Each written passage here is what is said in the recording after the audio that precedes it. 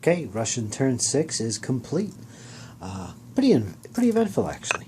Starting over here, Babinski's brigade doing pretty good. They continued to lay down a heavy fire on these hussars over here with the cannon and their 2 battalions of infantry. Those hussars are now disordered and are shaken, so it's not going to take long before they're gone. Not good, folks, for the French. Not good at all. Over here, it got pretty intense, as to be expected. The Russian Grenadiers, which are located right there currently, did charge that unit that was occupying this hedgerow, the Saxons, and you can see that they're gone now, because now they have been defeated and are broken, and they're running for their lives off the battlefield. The Grenadiers smashed them in the rear, and it was quite bloody. The Grenadiers took a hit for good measure, so otherwise they're in good shape. Again, these 2 units of Russians are still shaken. These little disordered markers will come off when I'm done filming this. These 2 units are engaged. Alba is there, right there with the troops engaged with his Saxons. Both units are shaken. Yeah, and they fought to a draw. So it looks like they're going to go another turn where the objective is contested. So that's what's going, folks. The Saxons are still on the board. They have 1 unit locked in a deadly combat against a Russian musketeer unit. Both units are shaken and it's getting bloody. And of course, on their rear is these Grenadiers from Iantowski's brigade. So the Russians are pretty beat up, especially over here with Iantowski's force.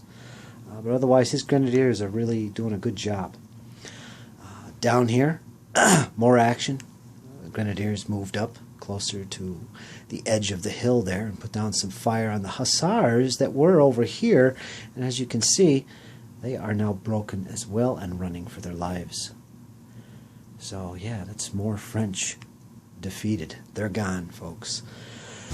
Now, what else happened over here? We did have a blunder on both sides, actually.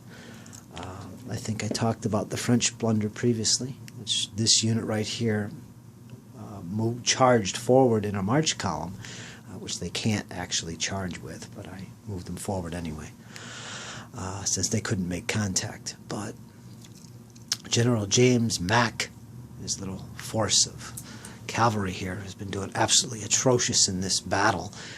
The command and controls just really falling apart for the Russian cavalry over here. Originally, what was going to happen is these cuirassiers were going to make a sweeping move around this forest here and maybe threatening the French from the rear. That didn't happen. It was a blunder that was rolled, and instead they just charged over the hill, 1 full move distance ahead to this position right there. Yeah, and that's as far as they got. They couldn't make contact with an enemy, so they're about to get shot to pieces by the French now. They're right in range. We'll see what the French do on their next turn. So yeah, folks, a blunder.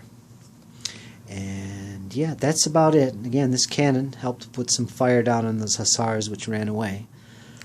So yeah, the cannon gets kudos for this battle. So folks, that's the situation so far. It's not looking good up here. The Saxons are still on the table. They're still on the battlefield. They're holding that objective as long as they can. They are pretty much broken otherwise, as is the French Hussar Brigade, since they're below half strength in units. We'll get into that in the next turn. So there it is, folks. Russians are leading this, I think, so far, but the battle is not over. So here we go. Next turn coming up.